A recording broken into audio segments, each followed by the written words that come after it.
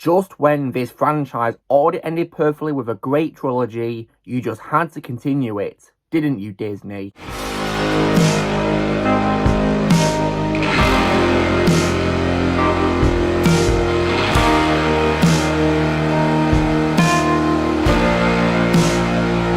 Hey everyone, Lucamus Prime here. So it is time for another movie review today, and this one is going to be for what is the fourth installment in my reviews for a franchise of Pirates of the Caribbean.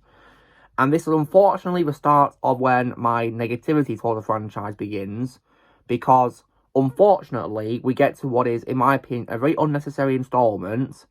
And this film, of course, which I'm going to be reviewing, is none other than 2011's Pirates of the Caribbean on Stranger Tides, which is the first one in the franchise to not be directed by Igor Babinski. It's instead directed by Rob Marshall. But it's still, however, written by Ted Elliott and Terry Rossio. So, now, how was this film made then? So the film, of course, was produced by Walt Disney Pictures and Jerry Bruckheimer Films, because Disney were being so greedy, wanting more films, despite Hour's End, in my opinion, giving an amazing ending to the franchise. And this is also based on a book as well called On Stranger Tides by the author Tim Powers as well. And the writers learned of it, and they thought it would be a good starting point for a new film in the series. So production began after the end of the 2007 to 2008 Writers Guild of America strike. And Johnny Depp also collaborated with writers on the story design, as well as reprising his role as Captain Jack Sparrow. Filming lasted for 106 days between June and November 2010, with locations in Hawaii, the United Kingdom, Puerto Rico, and California. Filming employed 3D cameras similar to those used in production of the 2009 film Avatar, and 10 companies were involved with the film's visual effects. And following inflated production costs, which ballooned the net budget to $379 million, the film was the most expensive film ever made at the time of its production and release.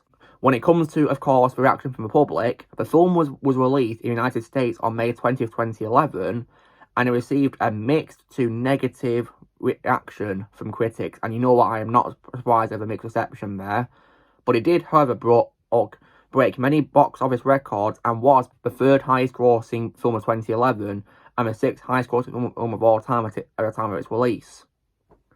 When it comes to my reaction to this film then, so after I, of course, binge watched the first three films, which in my opinion are absolutely wonderful films, I learned of the existence of two more sequels. And after seeing At World's End for the first time and thinking that film gave an absolutely phenomenal ending and closure to the franchise, I questioned why they even did a sequel to begin with. But nonetheless, I rented the film on Amazon Prime to watch and see what I thought of it. And compared to the absolutely wonderful trilogy that I definitely really love, this film for me is a massive downgrade in comparison. It's nowhere near as thrilling or as wonderful as those three films, in my opinion, but what it is worth though, it is definitely not as insufferable as what came next. That's what I'll say. So now, what is this movie about then? So this, of course, follows Jack Sparrow returning, played once again by Johnny Depp, as he is forced into a shaky alliance with a mysterious woman from his past, which is Angelica, who is played by Penelope Cruz, as they embark on a quest for a fountain of youth. Jack is forced aboard the Queen Anne's Revenge, and he contends with the infamous pirate Blackbeard, who is played by Ian McShane, and enters an uneasy alliance with his rival, Hector Barbosa, played once again by Jeffrey Rush, reprising his role from the trilogy. So, now, if I was to think of anything good about this film then, so what I will say is that Johnny Depp, of course, returns as Captain Jack Sparrow, and thankfully, unlike what came next, Jack is thankfully still Jack in this film. He's still the likeable, fun character that he always has been in the trilogy in this film, which I was very happy about. And Johnny Depp continued to make him a very likeable and fun character to watch in this, and I definitely really enjoyed him in this as Jack Sparrow. And I think he was able to continue doing a great job playing the character in this, and he had plenty of fun moments in this too.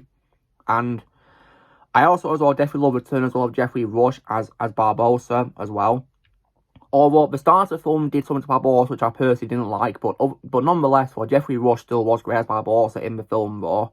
Still made a very entertaining character, and once again, of course, on his anti-hero storyline, which I definitely really liked about him in this film. For what it was worth, he was definitely, in my opinion, entertaining. I also definitely love the return as well of Kevin McNally as Josh Me Gibbs, who is Jack's first mate of a Black Pearl. And yeah, Kevin McNally is always a pleasure to watch in his films as Gibbs, and in this film he was definitely really great at coming back, and I was very happy that he came back for this, because due to the absence of several other cast members, this makes Johnny Depp, Jeffrey Rush and Kevin McNally the only actors to be in all 5 films of a franchise. They appeared in all of them, and Kevin McNally is definitely a pleasure to watch as Gibbs in this movie, for what it was worth. And when it comes as well to other good things about the movie as well, I definitely as well love Hans Zimmer's musical score in this, which he did alongside the composer Eric Whittaker. I thought it was definitely, in my opinion, and very well done by them. And especially, of course, having included the iconic theme song of the franchise, I definitely really like that. Yes, the soundtrack in this film is definitely, for me, one of the best parts of it. And for what it's also worth as well, I definitely as well think the CGI is also, or in some cases, really good too in this movie. Definitely, in my opinion, nowhere near as bad as it was in the next movie, in my opinion.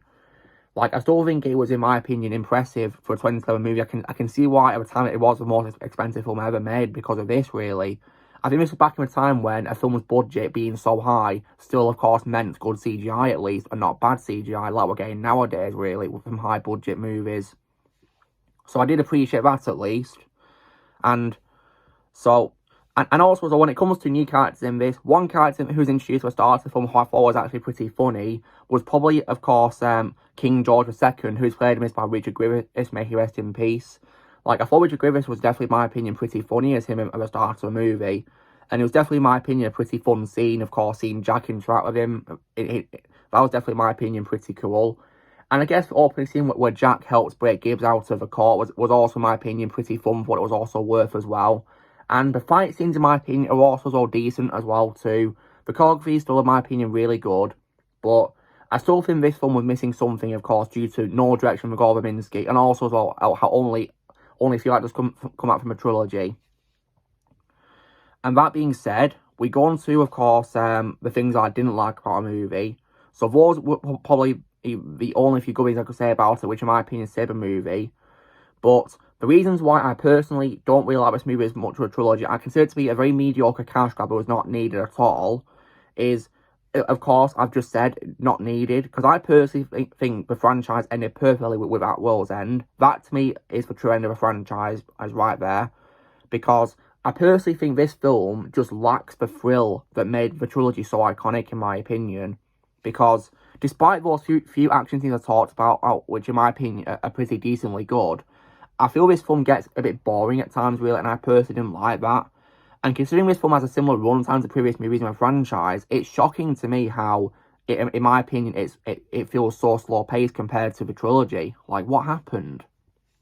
And when it comes to a new characters in this, I personally did not like the character of Angelica, who's played by Penelope Cruz. Now, I do like Penelope Cruz as an actress, and she has my respect because she supported Johnny Depp in his tough times recently, but Angelica, in my opinion, was a very annoying character. I didn't really like her in this movie. I thought she was pretty annoying, and definitely, in my opinion, nowhere near as good as a female character as Elizabeth Swann was, in my opinion. Definitely, in my opinion, a lot weaker, but I still think that Penelope Cruz did her best with what she was given, but her character, in my opinion, was very annoying. And when it comes as well to her father in this, of course, who is actually the legendary pirate Blackbeard, I personally did not like Blackbeard as a villain in this. Like, when you compare him to characters such as Barbossa in the first movie and also Davy Jones and Cutler Beckett, I think he is definitely, in my opinion, a big downgrade, because I personally found him very boring and generic and just very one-dimensional. I was not a fan of him at all. Now, I love Ian McShane as an actor in many other things, but I personally consider Blackbeard to be my least favourite live-action role of his, because I just found him a very generic, boring villain. And it's also really sad because he's actually based on a real-life legendary pirate and all, so yeah, what a way to adapt him on a big screen. What a big shame that was. I mean, I think Ian did try his best what he was given, but I just really think it fell flat because of how generic and boring Blackbeard was as a character, in my opinion. And I think the film was also ruined for me after, of course, the fun scene where, of course, Jack breaks Gibbs out of court and then he meets the king. In the scene where Barbossa first appears, because it's revealed that he's somehow lost the Black Pearl and it's now trapped in a bottle. Like, what? Yeah, I personally didn't like that at all, how the Black Pearl got trapped in a bottle. That really angered me because I love that ship. And also as well, he's also lost a leg as well, Barbossa has, so that made me even more angry as well. I couldn't believe we did that to Barbossa. Like, come on. Like, I really love Barbossa as a character, and they had to just treat him like that at the start of the film. Come on. Thankfully, for the rest of the film, he's still a fun character, still likeable to watch. And thankfully, he's treated much better in this than he's compared him to the next movie, which I'm very happy about, at least. But I still didn't like how the opening of the film treated Barbossa.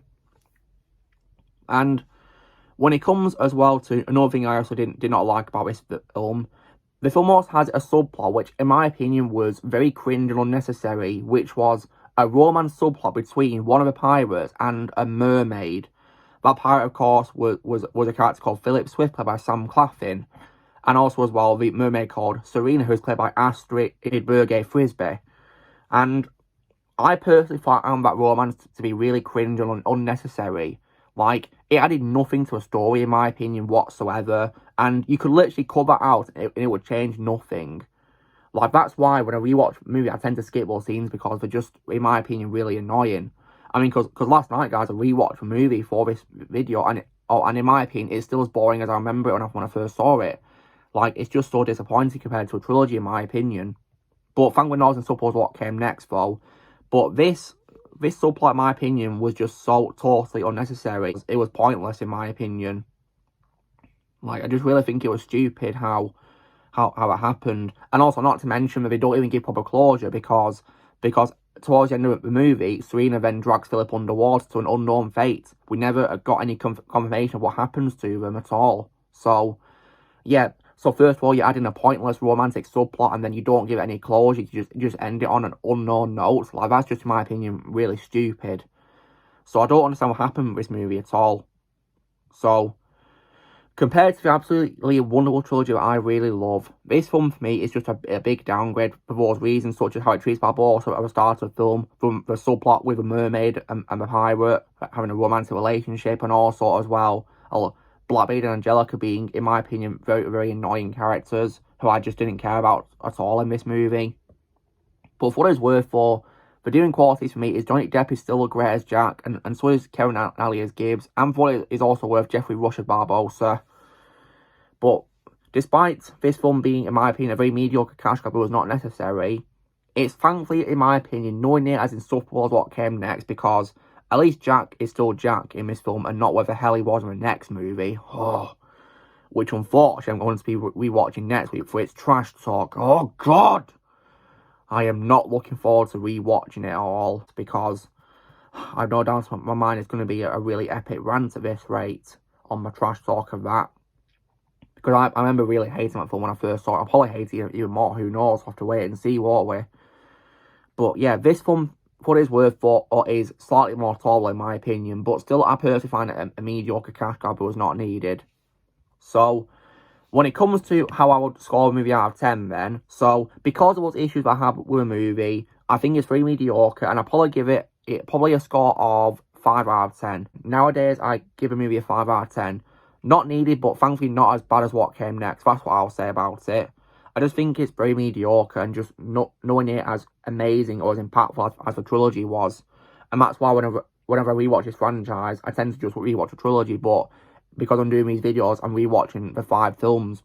Whereas personally, I'd rather just rewatch the trilogy. But it is what it is. But thankfully, after next week, I won't ever need to rewatch the 5th movie ever again, thankfully, which is very relieving for me. So, anyway, guys, this is me, of course, doing my review for, of course, 2011's Pirates of the Caribbean on Stranger Tides, the 4th installment to a franchise. So, you know the drill, guys. Be sure to give this video a like. Also, be sure to tell me in the comments what you guys think of Pirates of the Caribbean on Stranger Tides. If you see it, leave your comments below. Also, be sure to join Team Pam by pressing subscribe. Music coming in the future. And, for what it is worth, Pirates Life for me, savvy.